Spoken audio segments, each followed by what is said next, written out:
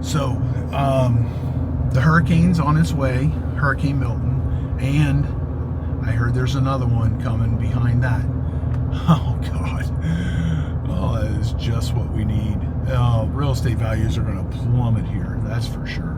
I love living here. I mean, I love it. I wouldn't want to live anywhere else. Even with these hurricanes, I am going to get prepared better. I'm probably going to lift my house, or I'm going to build on top of my house.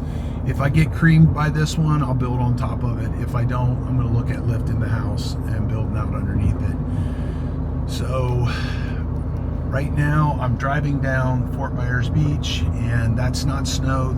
I've got some real high intensity lights on this Jeep, and it's a ghost town. There is nobody here. Everybody left 3 o'clock yesterday, mandatory evacuation, and that's what I see.